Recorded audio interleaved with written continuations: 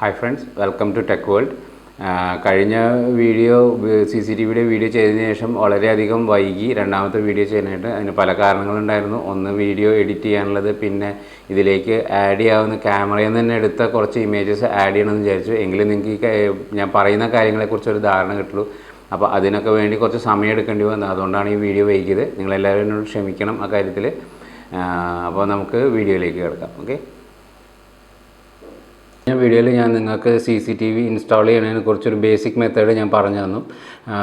അതെങ്ങനെയൊക്കെയാണ് ചെയ്യേണ്ടത്, അതിൻ്റെ ഹൈറ്റ്, അതുമാതിരി പൊസിഷനിങ്, ഇതൊക്കെ ഞാൻ നിങ്ങൾക്ക് പറഞ്ഞു തന്നു. ഇതൊക്കെ എല്ലാ ദിക്കിലും ഒരേപോലെ ഇംപ്ലിമെൻറ്റ് ചെയ്യാൻ പറ്റുന്നില്ല ഞാൻ പറഞ്ഞത്. അത് ഓരോ സ്ഥലത്തിനനുസരിച്ച് വ്യത്യാസങ്ങളുണ്ടാകും. അപ്പോൾ ഇതിൻ്റെ പൊസിഷൻ കണ്ടുപിടിക്കലും ഹൈറ്റ് കണ്ടുപിടിക്കലും എന്നുള്ളതൊക്കെ നമ്മളൊരു ഓരോ ഇൻസ്റ്റലേഷൻ കഴിയുന്നതോടും നമ്മുടെ സ്കില്ല് ഡെവലപ്പ് ആയിക്കൊണ്ടിരിക്കുകയുള്ളൂ. അപ്പോൾ ഞാൻ ബേസിക് ആയിട്ടുള്ള കാര്യങ്ങളാണ് പറഞ്ഞത്. അപ്പോൾ അത് വെച്ച് നിങ്ങൾക്ക് ഏകദേശം മനസ്സിലാക്കാം എവിടെയൊക്കെ എങ്ങനെയൊക്കെ ചെയ്യണം എന്നുള്ളത്. അപ്പോൾ കഴിഞ്ഞ വീഡിയോയിൽ ഞാൻ പറയുന്നു, ഈ വീഡിയോയിൽ ഞാൻ നിങ്ങൾക്ക് ക്യാമറകൾ പരിചയപ്പെടുത്തി തരാമെന്ന്. അതായത് ബേസിക് ആയിട്ടുള്ള ക്യാമറകൾ. രണ്ട് തരം ക്യാമറയുണ്ട്. ബേസിക് ക്യാമറയുണ്ട്, ഹൈ എൻഡ് ക്യാമറകളുണ്ട്. നമ്മൾ കോമൺലി യൂസ് ചെയ്യുന്നത് ബേസിക് ക്യാമറകളായിരിക്കും. ഹൈ എൻഡ് ക്യാമറയൊക്കെ അതുപോലെയുള്ള സ്ഥലങ്ങളിലാണ് ഉപയോഗിക്കുക. അപ്പോൾ അതും വരുന്ന വീഡിയോയിൽ ഞാൻ പരിചയപ്പെടുത്താം. ഇന്ന് ഞാൻ നിങ്ങളെ പരിചയപ്പെടുത്തുന്നത് ബേസിക് ക്യാമറയാണ്, അതിൻ്റെ ലെൻസാണ്. പിന്നെ ഈ ലെൻസിനനുസരിച്ചുള്ള ക്യാമറകൾ എവിടെയൊക്കെയാണ് ഉപയോഗിക്കേണ്ടത് എന്നൊക്കെയാണ് ഞാൻ ഈ വീഡിയോയിൽ നിങ്ങളെ പരിചയപ്പെടുത്തുന്നത്. ഓക്കെ, അപ്പോൾ നമുക്ക് ക്യാമറകളൊന്ന് പരിചയപ്പെടാം. ഓക്കെ ഫ്രണ്ട്സ്, അപ്പോൾ നമുക്ക് ക്യാമറകളൊന്ന് പരിചയപ്പെടാം. ക്യാമറകൾ ബേസിക്കലി രണ്ട് തരമുണ്ട്. അതായത് ബേസിക് ആയിട്ടുള്ള ക്യാമറകളെ കുറിച്ചാണ് ഞാൻ പറയുന്നത്. അതിൽ ഒന്ന് ഈ ഡോം ക്യാമറയാണ്. ഇതാണ് ഡോം ക്യാമറ എന്ന് പറയുന്നത്. ഇത് രണ്ട് തരം. ഇത് പഴയ മോഡലാണ്, ഇത് പുതിയ മോഡലാണ്. അപ്പോൾ ഇത് ഒരു 1 മെഗാ പിക്സൽ 2 മെഗാ പിക്സൽ റേഞ്ചിലൊക്കെ വരുന്ന ക്യാമറകൾ, പഴയ ക്യാമറകൾ ഇത് ഈ തരത്തിലാണ്. ഇതൊരു 5 മെഗാ പിക്സൽ ക്യാമറ. എന്താണ് ഈ പിക്സൽ അല്ലെങ്കിൽ മെഗാ പിക്സൽ എന്നൊക്കെ ഞാൻ പറഞ്ഞു തരാം. അത് വരും വീഡിയോകളിൽ ഞാൻ നിങ്ങൾക്ക് ഡിസ്ക്രൈബ് ചെയ്ത് തരുന്നതാണ്. അപ്പോൾ ഇത് ലേറ്റസ്റ്റ് ക്യാമറയാണ്. ഇത് അറൗണ്ട് ഒരു 5 മെഗാ പിക്സൽ ക്യാമറയാണ്. പിന്നെ വരുന്ന ക്യാമറ ബുള്ളറ്റ് ക്യാമറയാണ്. ഇതാണ് ബുള്ളറ്റ് ക്യാമറ. ഇതും ഒരു 5 മെഗാ പിക്സൽ റേഞ്ചിൽ വരുന്ന ക്യാമറയാണ്. പുതിയ വേർഷൻ ക്യാമറയാണ്. ഓൾമോസ്റ്റ് പുതിയ വേർഷനൊക്കെ ഈ മോഡലിലാണ് ഇരിക്കുക ക്യാമറ. ഇത് ഞാൻ ഹിക്വിഷൻ്റെ ക്യാമറയെക്കുറിച്ചാണ് പറയുന്നത്. പഴയ ക്യാമറകളൊക്കെ ഏകദേശം ഈ മോഡലിലാണ് ഇരിക്കുക. ഇതൊരു 2 മെഗാ പിക്സൽ 1 മെഗാ പിക്സൽ റേഞ്ചിൽ വരുന്ന പഴയ ക്യാമറകളാണ്. അപ്പോൾ ഇതാണ് ബേസിക്കായിട്ട് വരുന്നത്, ഡോമും ബുള്ളറ്റും. ഇനി ഈ ക്യാമറകൾ തന്നെ 6mm ക്യാമറയുണ്ട്. ഇതൊരു 6mm ബുള്ളറ്റ് ക്യാമറയാണ്. ഇതൊരു 6mm ബുള്ളറ്റ് ക്യാമറയാണ്. ഇതൊരു പഴയ ക്യാമറയാണ്. ഇത് കേടുവന്ന ക്യാമറയാണ്. ഇത് തൽക്കാലം ഞാൻ സൈറ്റിൽ നിന്ന് തിരിച്ചെടുത്തിട്ടുള്ളതാണ്. അവിടെ പുതിയ ക്യാമറ വെച്ചപ്പോൾ ഞാൻ തിരിച്ചെടുത്തതാണ്. ഇത് ഞാൻ നിങ്ങളെ കാണിക്കാൻ വേണ്ടി എടുത്തു എന്ന് മാത്രം. ഇത് ഓൾറെഡി ഓപ്പൺ ആണ്. എന്താണെന്ന് വിചാരിക്കേണ്ട. റിപ്പയർ ചെയ്യാൻ നോക്കിയിട്ടുള്ളതാണ്. പക്ഷേ റിപ്പയർ ചെയ്യാൻ പറ്റുന്നതല്ല. ക്യാമറകൾ മിക്കതും റിപ്പയർ ചെയ്യാൻ പറ്റില്ല. അപ്പോൾ ഇതൊരു 6mm ലെൻസുള്ള ക്യാമറയാണ്. 6mm ലെൻസുള്ള ക്യാമറകൾ മിക്കതും അല്പം വലുപ്പം കൂടുതലായിരിക്കും. ഇനി അതുപോലെ തന്നെ ഒരു ക്യാമറയാണ് വെരി ഫോക്കൽ ക്യാമറ. ഇതും അറൗണ്ട് ഒരു 2.8 to 12mm ലെൻസ് വേരി ചെയ്യാവുന്ന വെരി ഫോക്കൽ ക്യാമറയാണിത്. വെരി ഫോക്കൽ ക്യാമറകൾക്കും അല്പം വലുപ്പം ഉണ്ടായിരിക്കും. ഇത് മാനുവലി നമുക്ക് ഫോക്കസ് അഡ്ജസ്റ്റ് ചെയ്യാവുന്ന ഒരു ക്യാമറയാണ്. ഫിസിക്കൽ ഫോക്കസിങ് ഉള്ളതാണ്. മറ്റ് ക്യാമറകൾക്കൊന്നും അതില്ല. അതൊക്കെ ഡിജിറ്റൽ സൂമിങ് മാത്രമുള്ള ക്യാമറകളാണ്. അപ്പോൾ ഇനി നമുക്ക് പറയാനുള്ളത് ലെൻസിനെ കുറിച്ചാണ്. അതായത് ലെൻസ് രണ്ട് തരമാണ് ബേസിക് ക്യാമറയിൽ വരുന്നത്. ഒന്ന് 3.6ഉം ഒന്ന് 6mm ലെൻസും. വെരി ഫോക്കലിലാണെങ്കിൽ അത് അറൗണ്ട് 2.8 to 12mm വരെയുള്ള വേരിയബിൾ ലെൻസാണ് വരിക. അതായത് നമുക്ക് ഫോക്കസ് അഡ്ജസ്റ്റ് ചെയ്യാവുന്ന ലെൻസാണ് വരുന്നത്. അപ്പോൾ എന്താണ് ഈ ലെൻസിൻ്റെ പ്രത്യേകത, അല്ലെങ്കിൽ ഈ തരത്തിലുള്ള ലെൻസുള്ള ക്യാമറകൾ, അതായത് ഇപ്പോൾ 3.6mm ലെൻസുള്ള ക്യാമറ എവിടെ ഉപയോഗിക്കണം, അതിൽ 6mm ലെൻസുള്ള ക്യാമറ എവിടെ ഉപയോഗിക്കണം എന്നൊക്കെ ഞാൻ നിങ്ങൾക്കൊരു ഡയഗ്രാം മുഖേന അത് വരച്ച് കാണിച്ചു തരാം. എന്നാലേ അത് മനസ്സിലാവുള്ളൂ. അപ്പോൾ ഞാനത് ആ ഡയഗ്രാമിലേക്ക് പോകാം. ഞാനത് എക്സ്പ്ലെയിൻ ചെയ്തു തരാം. ഓക്കെ,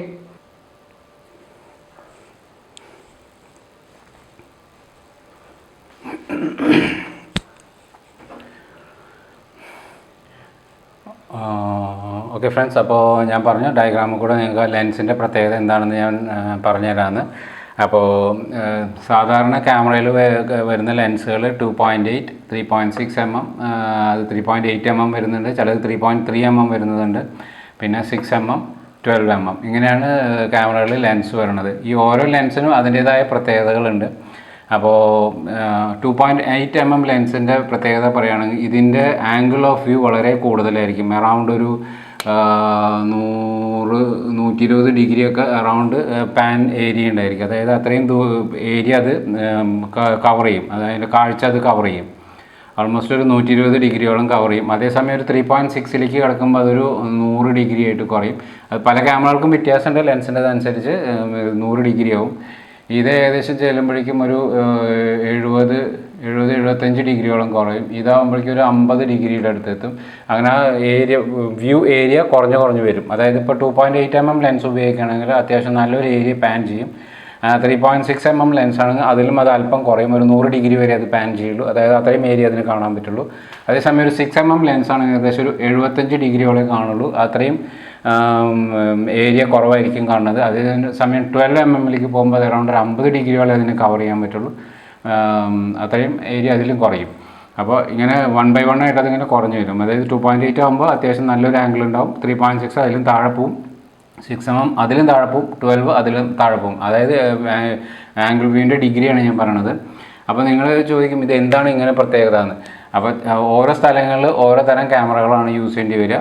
അപ്പോൾ അതെങ്ങനെയാണെന്ന് വെച്ച് കഴിഞ്ഞാൽ, ഇപ്പോൾ നല്ലൊരു ഏരിയ, അതായത് ഒരു അത്യാവശ്യം നല്ലൊരു ഏരിയ നമുക്ക് കവർ ചെയ്യണം, ഇത്രയും ഏരിയ നമുക്ക് കവർ ചെയ്യണം എന്നുണ്ടെങ്കിൽ നമുക്ക് ഒരു 2.8 അല്ലെങ്കിൽ ഒരു 3.6 mm ലെൻസോ ഉപയോഗിച്ചിട്ട് നമുക്ക് ഇത്ര ഏരിയ കവർ ചെയ്യാം. കാരണം ഇതിൻ്റെ വ്യൂ നോക്കിക്കഴിഞ്ഞാൽ അങ്ങനെയാണ് പോവുക. ഓക്കെ, ഇതിൻ്റെ ഒരു പ്രത്യേക ഒരു കുഴപ്പം എന്താണെന്ന് വെച്ചാൽ, ഇപ്പോൾ ഈ 2.8 mm ലെൻസോ അല്ലെങ്കിൽ ഒരു 3.6 mm ലെൻസോ വെച്ചിട്ടുള്ള ക്യാമറ ഉപയോഗിക്കുമ്പോൾ ഇവിടെ കാണുന്ന ഓബ്ജക്റ്റ്, അതായത് ഇവിടെ ഒരു വ്യക്തി നിൽക്കുകയാണെന്നുണ്ടെങ്കിൽ നമുക്ക് ആ വ്യക്തിയെ വളരെ ചെറുതായിട്ടേ കാണാൻ പറ്റില്ല. പക്ഷേ ഒരുപാട് ഏരിയ കാണാമെന്നുണ്ടെങ്കിൽ ഈ വ്യക്തിയെ വളരെ ചെറുതായിട്ടേ നമുക്ക് ഈ 2 ലെൻസിലുള്ള ക്യാമറകളിൽ കാണാൻ പറ്റില്ല. പക്ഷേ ഒരുപാട് ഏരിയ അത് കവർ ചെയ്യും. ഈ കാണുന്ന ഇമേജ് ഒരു 3.6 mm ലെൻസുള്ള ക്യാമറയുടെ ഇമേജാണ്. നിങ്ങൾക്ക് കാണാം ഇതിൻ്റെ ഒരു ഏരിയ വളരെ വലുതാണ്, കാണുന്ന ഏരിയ വളരെ വലുതാണ്. അതാണ് 2.8 mm അല്ലെങ്കിൽ 3.6 mm ലെൻസുള്ള ക്യാമറകളുടെ പ്രത്യേകത. ഇത് ഉപയോഗിക്കുന്നത് അത്യാവശ്യം നല്ലൊരു ഏരിയ, അതായത് നല്ലൊരു ആംഗിൾ ഓഫ് വ്യൂ കിട്ടാനും അതുമാതിരി അത്യാവശ്യം നല്ലൊരു ഏരിയ, ബ്രോഡ് ഏരിയ കവർ ചെയ്യാനായിട്ട് ഉപയോഗിക്കുന്ന ക്യാമറകളാണ് 2.8ഉം 3.6 mm ലെൻസുള്ള ക്യാമറ. ഇതിൻ്റെ ഒരു കുഴപ്പം എന്താണെന്ന് വെച്ച് കഴിഞ്ഞാൽ, ഇത്രയും ലോങ് ഡിസ്റ്റൻസിലൊക്കെ നമുക്ക് ഇമേജസൊക്കെ വളരെ ചെറുതായിട്ടേ കാണുള്ളൂ. അപ്പോൾ ഇമേജസ് നമുക്ക് ഐഡൻറ്റിഫൈ ചെയ്യാൻ അത്ര എളുപ്പമായിരിക്കില്ല. തൊട്ടടുത്ത് വരുന്ന ഇമേജസ്, അതായത് ഈ ഏരിയയിലൊക്കെ, അതായത് ക്യാമറയുടെ ഒരു 5-6 മീറ്ററിനുള്ളിലൊക്കെ വരുന്ന ഇമേജസാണ് നമുക്ക് വളരെ കൃത്യമായിട്ട് കാണാനും സൂം ചെയ്താലൊക്കെ ഐഡൻറ്റിഫൈ ചെയ്യാനൊക്കെ പറ്റുക. അപ്പോൾ അതാണ് ഈ ക്യാമറകളുടെ ഒരു ഡ്രോബാക്ക് എന്ന് പറയാൻ പറ്റില്ല. അത് ഉപയോഗിക്കുന്നിടത്ത് അത് തന്നെ ഉപയോഗിക്കണം. കാരണം നമുക്ക് അത്യാവശ്യം നല്ല ഏരിയ കവർ ചെയ്യണമെങ്കിൽ 3.6 അല്ലെങ്കിൽ 2.8 mm ലെൻസിലുള്ള ക്യാമറകൾ ഉപയോഗിക്കണം. അതേസമയം ചില സ്ഥലങ്ങളിൽ നമുക്ക് വളരെ നാരോ ഏരിയ ഉണ്ട്. അതായത് ഇപ്പോൾ ഇത് ഇങ്ങനെയാണെന്ന് വയ്ക്കുക, അതായത് നമുക്ക് ഒരു ചെറിയ ഇങ്ങനെ ഒരു നാരോ സ്പേസ് ആണ്, അതായത് ഇങ്ങനെ ഒരു എൻട്രൻസോ അല്ലെങ്കിൽ ഒരു വഴിയോ എന്തെങ്കിലും ആയിക്കോട്ടെ, അതുപോലെ ഒരു സ്ഥലമാണെന്നുണ്ടെങ്കിൽ ഇത് അത്യാവശ്യം നല്ല ദൂരമുണ്ട്.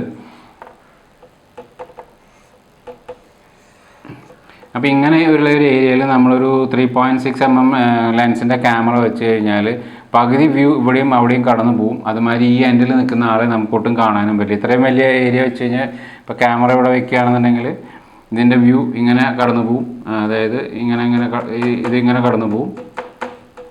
അപ്പോൾ നമുക്ക് ബാക്കി ഏരിയ ഒന്നും നമുക്ക് വലിയ കാര്യമില്ല, അതൊന്നും നമുക്ക് കാണേണ്ട ആവശ്യം വരുന്നില്ല. കാരണം ഈ നാരോ സ്പേസിലാണ് നമുക്ക് ആകെ വ്യൂ കിട്ടേണ്ടത്. അപ്പോൾ ഇത് ഇത്രയും വലിയ ഏരിയയിൽ അത് പോയിട്ട് ഒരു കാര്യമില്ല.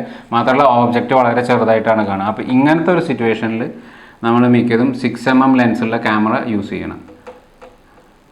ഇപ്പോൾ 6 mm ലെൻസുള്ള ക്യാമറ ആണെന്നുണ്ടെങ്കിൽ ഇതിൻ്റെ ഒരു പ്രത്യേകത എന്ന് വെച്ചാൽ നിങ്ങൾക്ക് മനസ്സിലായി, ഇതിൻ്റെ ആംഗിൾ ഓഫ് വ്യൂ കുറേ ദൂരത്തേക്ക് പോവുകയും ചെയ്യും. അത് ഈ നാരോ സ്പേസിൽ ഉൾക്കൊള്ളുകയും ചെയ്യും. നമുക്ക് അപ്പുറം ഇപ്പുറം അത് കാണേണ്ട ആവശ്യമില്ല. അതുകൊണ്ട് നമ്മൾ 6 mm ലെൻസുള്ള ഇത് യൂസ് ചെയ്യുകയാണെങ്കിൽ അത് വ്യൂ ഇങ്ങനെ കടന്നു പോകും. അപ്പോൾ നമുക്ക് അത്യാവശ്യം നമ്മുടെ ഈ ഏരിയ മൊത്തത്തിൽ കവർ ചെയ്യാൻ പറ്റും. അത്യാവശ്യം ഓബ്ജക്റ്റ് ഈ എൻഡിലൊക്കെയുള്ള ഓബ്ജക്റ്റ് 3 mm ലെൻസിൽ കാണുന്നതിനേക്കാളും കൂടുതൽ വലുപ്പത്തിൽ നമുക്ക് കാണാനും പറ്റും. അപ്പോൾ അതാണ് 6 mm ലെൻസ് യൂസ് ചെയ്യുന്നത്. അപ്പോൾ ഇങ്ങനത്തെ നാരോ സ്പേസ്, അതായത് വലിയ ബ്രോഡ് ഏരിയ അല്ല, ഏരിയ കുറഞ്ഞു വരുന്ന സ്ഥലങ്ങളാണെങ്കിൽ നമ്മൾ അവിടെ യൂസ് ചെയ്യുന്നത് ഓൾമോസ്റ്റ് 6 mm ലെൻസുള്ള ക്യാമറയാണ് യൂസ് ചെയ്യേണ്ടത്. ഫ്രണ്ട്സ്, ഇപ്പോൾ കാണുന്നത് 6 mm ലെൻസുള്ള ക്യാമറയുടെ വ്യൂ ആണ്. നിങ്ങൾക്ക് ഇതിൽ നോക്കിയാൽ കാണാം ഇമേജ് 3.6 mm ലെൻസിനേക്കാളും വലുതാണ്. അതേസമയം ഏരിയ കവർ ചെയ്യണത് വളരെ കുറവാണ്. അത് രണ്ടും കമ്പയർ ചെയ്ത് നോക്കുമ്പോൾ നിങ്ങൾക്ക് മനസ്സിലാവും. ഇത് ഇനി ബ്രോഡ് ഏരിയയിലും ഉപയോഗിക്കാം. കാരണം ചിലപ്പോൾ നമുക്ക് ഇവിടെ ഒരു എൻട്രൻസ് ഉണ്ടെന്ന് വയ്ക്കുക, ഇങ്ങനെ ഒരു മതിലിൽ ഇവിടെ ഒരു എൻട്രൻസ് ഉണ്ട്. ഈ ഗേറ്റ് എൻട്രൻസ് നമുക്ക് കാണണം. അതായത് ഇവിടെ വരുന്ന വ്യക്തികളെയും അല്ലെങ്കിൽ ആ ഓബ്ജക്റ്റൊക്കെ നമുക്ക് വലുപ്പത്തിൽ കാണുന്നുണ്ടെങ്കിൽ നമ്മൾ എന്ത് ചെയ്യുന്നത് വെച്ച് കഴിഞ്ഞാൽ ഈ 6 mm ലെൻസുള്ള ക്യാമറ 6 mm ലെൻസുള്ള ക്യാമറ തന്നെയാണ് വെക്കുക. അപ്പോൾ നമുക്ക് ഈ ഏരിയയിലുള്ള ഓബ്ജക്റ്റ് വലുപ്പത്തിൽ കാണാൻ പറ്റും. അതേസമയം ഏരിയ വളരെ കുറവായിരിക്കും. ഓൾമോസ്റ്റ് ഈ ഗേറ്റിൻ്റെ അത് വളരെ കുറഞ്ഞ ഏരിയ മാത്രമേ അത് കവർ ചെയ്യുള്ളൂ. ആംഗിൾ ഓഫ് വ്യൂ വളരെ കുറവായതുകൊണ്ട് കുറഞ്ഞ ഏരിയയിലേ കവർ ചെയ്യുള്ളൂ. അപ്പോൾ നമ്മൾ എന്താണെന്ന് വെച്ചാൽ കൂടെ വീണ്ടും ഒരു 3.6 mm ലെൻസുള്ള ക്യാമറയും കൂടി വെക്കേണ്ടി വരും, മൊത്തം ബ്രോഡായിട്ട് കാണണമെന്നുണ്ടെങ്കിൽ. അപ്പോൾ ചിലപ്പോൾ ചില സിറ്റുവേഷനിൽ അങ്ങനെയും ചെയ്യേണ്ടി വരും. 2 ക്യാമറ വെക്കേണ്ടി വരും, 3.6ഉം വെക്കേണ്ടി വരും, 6 mm ലെൻസുള്ള ക്യാമറയും വെക്കേണ്ടി വരും. കാരണം നമുക്ക് ഈ എൻഡിലുള്ള ഓബ്ജക്റ്റ് വ്യക്തമായിട്ട് കാണണമെന്നുണ്ടെങ്കിൽ ആൾമോസ്റ്റ് ഒരു 6 mm ലെൻസുള്ള ക്യാമറ തന്നെ വേണ്ടി വരും. അപ്പോൾ ചില സിറ്റുവേഷനിൽ 2 ക്യാമറ യൂസ് ചെയ്യേണ്ടി വരും, ഒരു ഏരിയയിൽ 2 ക്യാമറ യൂസ് ചെയ്യേണ്ടി വരും. ഇപ്പോൾ ഇങ്ങനത്തെ നാരോ സ്പേസ് ഒക്കെ ആണെങ്കിൽ നമുക്ക് 6 mm ലെൻസ് വെച്ച് കഴിഞ്ഞാൽ അത്യാവശ്യം നല്ല ഏരിയ അത് കവർ ചെയ്യും, ഓബ്ജക്റ്റ് അത്യാവശ്യം നല്ല വലുപ്പത്തിൽ കാണാനും പറ്റും. ഇനി 12 mm ക്യാമറ യൂസ് ചെയ്യുന്നതും ഇതുപോലെ വലിയ ഏരിയകളൊക്കെ കാണാൻ വേണ്ടിയിട്ട് തന്നെയാണ്. അതായത് ഇപ്പോൾ ഒരുപാട് ദൂരം ഉണ്ടെന്നുണ്ടെങ്കിൽ അത്ര ഏരിയ കവർ ചെയ്യാൻ വേണ്ടിയിട്ടാണ് 6 mm പോലെ തന്നെ 12 mm യൂസ് ചെയ്യുന്നത്. പക്ഷേ അതിൻ്റെ പ്രത്യേകത എന്ന് വെച്ചാൽ വളരെ കുറഞ്ഞ ഏരിയ മാത്രമേ കവർ ചെയ്യുള്ളൂ. അതായത് ആംഗിൾ ഓഫ് വ്യൂ വളരെ കുറവായതുകൊണ്ട് വളരെ കുറഞ്ഞ ഏരിയ കാണാൻ പറ്റുള്ളൂ. പക്ഷേ ഓബ്ജക്റ്റ് വളരെ വലുപ്പത്തിൽ കാണാനും പറ്റും. നമുക്ക് വസ്തുക്കൾ അത്യാവശ്യം നല്ല വലുപ്പത്തിൽ കാണാൻ പറ്റും, ഐഡൻറ്റിഫൈ ചെയ്യാൻ എളുപ്പമായിരിക്കും. അപ്പോൾ ഈ എന്താ പറയുക 12 mm ലെൻസുള്ള ക്യാമറകൾ മിക്കതും വരുന്നത് വെരി ഫോക്കൽ ക്യാമറകൾ അതുപോലത്തെ ക്യാമറകളാണ് കൂടുതൽ യൂസ് ചെയ്യുന്നത്. 12 mm ലെൻസുള്ള ക്യാമറ ഉണ്ട്, വലിയ ക്യാമറകളൊക്കെ വരുന്നുണ്ട്, അതും അവൈലബിൾ ആണ്. ജനറലി നമ്മൾ അങ്ങനെ യൂസ് ചെയ്യാറില്ല. മിക്കതും 6 mm, 3 mm, 2.8 mm ഈ ലെൻസിലുള്ള ക്യാമറകളാണ് കൂടുതൽ യൂസ് ചെയ്യുക. ഇനിയുള്ളത് വെരി ഫോക്കൽ ക്യാമറയാണ്. ഞാൻ വെരി ഫോക്കൽ ക്യാമറയെക്കുറിച്ച് പറഞ്ഞു. വെരി ഫോക്കൽ ക്യാമറ എന്ന് പറയുന്നതിൻ്റെ പ്രത്യേകത എന്ന് വെച്ചാൽ നമുക്ക് ഈ പറയുന്ന ഫോക്കസ് നമുക്ക് അഡ്ജസ്റ്റ് ചെയ്യാൻ പറ്റും. അതായത് 2.12 mm വരെയുള്ള ഫോക്കസ് നമുക്ക് അഡ്ജസ്റ്റ് ചെയ്ത് വെക്കാം. അപ്പോൾ അതിൻ്റെ പ്രത്യേകത എന്ന് വെച്ചാൽ അത് ഫിസിക്കൽ സൂമിങ് ആയതുകൊണ്ട് നമുക്ക് കൃത്യമായിട്ട് ഇവിടെയുള്ള ഒരു ഓബ്ജക്റ്റ് നമുക്കത് കറക്റ്റ് സൂം ചെയ്ത് ഫോക്കസ് ചെയ്ത് എടുക്കാൻ പറ്റും. അപ്പോൾ ഈ ഒരു പ്രത്യേക ഏരിയ വേണമെന്നുണ്ടെങ്കിൽ നമുക്ക് കറക്റ്റ് ഫോക്കസ് ചെയ്ത് അവിടെയുള്ള ഓബ്ജക്റ്റിനെ ഐഡൻറ്റിഫൈ ചെയ്യാൻ എളുപ്പമായിരിക്കും. അതിനാണ് വെരി ഫോക്കൽ ക്യാമറ യൂസ് ചെയ്യുന്നത്. അതിൻ്റെ പ്രത്യേകത എന്ന് വെച്ചാൽ അത് ആ ഏരിയ മാത്രം തന്നെ കവർ ചെയ്യുള്ളൂ, അവിടേക്ക് മാത്രമായിട്ടാണ് നമ്മൾ വെക്കുക ക്യാമറ. അപ്പോൾ ആ ഏരിയ മാത്രമേ കവർ ചെയ്യുള്ളൂ. ഫ്രണ്ട്സ്, ഈ കാണുന്ന ഇമേജ് ഒരു വെരി ഫോക്കൽ ക്യാമറയുടെയാണ്. ഒരു 12 mm ഫോക്കസിലാണ് ഇപ്പോൾ നിങ്ങൾ ഈ ഇമേജ് കാണുന്നത്. നിങ്ങൾക്ക് കാണാം വളരെ കുറഞ്ഞ ഏരിയ കാണുന്നുള്ളൂ, അതേസമയം ഇമേജ് വളരെ വലുപ്പത്തിൽ കാണാൻ സാധിക്കും. ഇതാണ് വെരി ഫോക്കൽ ക്യാമറയുടെ പ്രത്യേകത. അപ്പം മറ്റുള്ള ഏരിയയും കൂടി കവർ ചെയ്യണം, അത് ബ്രോഡായിട്ട് കവർ ചെയ്യണമെന്നുണ്ടെങ്കിൽ നമുക്ക് ഒന്നിക്ക് 3.6 അല്ലെങ്കിൽ 2.8 mm ക്യാമറ എക്സ്ട്രാ വെക്കേണ്ടി വരും. ചില സ്ഥലങ്ങളിൽ അങ്ങനെയും ചെയ്യേണ്ടതായിട്ട് വരാം. അപ്പോൾ വെരി ഫോക്കൽ ക്യാമറ മെയിനായിട്ട് യൂസ് ചെയ്യുന്നത് ഒരു പർട്ടിക്കുലർ ഏരിയ കറക്റ്റായിട്ട് ഫോക്കസ് ചെയ്ത് നമുക്ക് അത്യാവശ്യം നല്ല വലുപ്പത്തിൽ കാണാൻ വേണ്ടിയിട്ടാണ് നമ്മൾ വെരി ഫോക്കൽ ക്യാമറ യൂസ് ചെയ്യണത്. ഓക്കെ, ഇതാണ് ക്യാമറയുടെ ലെൻസിൻ്റെ പ്രത്യേകതയും അതുമാതിരി ക്യാമറ ഉപയോഗിക്കേണ്ട സ്ഥലങ്ങളുടെ പ്രത്യേകതയും. അപ്പോൾ നിങ്ങൾക്ക് ഏകദേശം ഇത് മനസ്സിലായിട്ടുണ്ടാവുമെന്ന് ഞാൻ വിചാരിക്കുന്നു. ഓക്കെ ഫ്രണ്ട്സ്, അപ്പോൾ ഈ വീഡിയോയുടെ വൈൻഡപ്പ് ചെയ്യാറായി. നിങ്ങൾക്ക് ഏകദേശം ക്യാമറയെക്കുറിച്ച് ഒരു ധാരണ കിട്ടിയിട്ടുണ്ടാവും, ബേസിക് ക്യാമറയെക്കുറിച്ചുള്ള ധാരണ കിട്ടിയിട്ടുണ്ടാവും, അതിൻ്റെ ലെൻസുകൾ എന്തൊക്കെയാണെന്ന് മനസ്സിലായിട്ടുണ്ടാവും, ഈ തരത്തിലുള്ള ക്യാമറകൾ എവിടെയൊക്കെ തന്നെ ഉപയോഗിക്കണമെന്നും നിങ്ങൾക്ക് ഏകദേശം ഒരു ധാരണ കിട്ടിയിട്ടുണ്ടാവും. അപ്പോൾ ഇനിയൊരു അടുത്ത വീഡിയോ ആയിട്ട് ഞാൻ വരുന്നതാണ്. അതിൽ നിങ്ങൾക്ക് IP ക്യാമറയെക്കുറിച്ചൊരു ഐഡിയ തരുന്നതാണ്. പിന്നെ പിൻ കണക്ഷൻസ്, അതായത് ഈ ക്യാമറകളിൽ എങ്ങനെയാണ് പിന്ന് കണക്ട് ചെയ്യണത്, പിന്നെ ക്യാമറയുടെ പവർ സപ്ലൈ പോരാതെ DVR, ഇതിനെക്കുറിച്ചൊക്കെ ഞാൻ ഒരു ഐഡിയ തരുന്നതാണ്. ഇനിയും ക്യാമറകളുണ്ട് പലതരത്തിലുള്ളത്, അതെല്ലാം കൂടി ഒരുമിച്ച് ഇൻട്രൊഡ്യൂസ് ചെയ്തിട്ട് കാര്യമില്ല. അപ്പോൾ 1 by 1 ആയിട്ട് ഞാൻ ഇൻട്രൊഡ്യൂസ് ചെയ്യാം. അപ്പോൾ നിങ്ങൾക്ക് എൻ്റെ വീഡിയോ ഇഷ്ടമായെന്നുണ്ടെങ്കിൽ നിങ്ങൾ എന്നെ സപ്പോർട്ട് ചെയ്യുക. I am Shajib, signing off.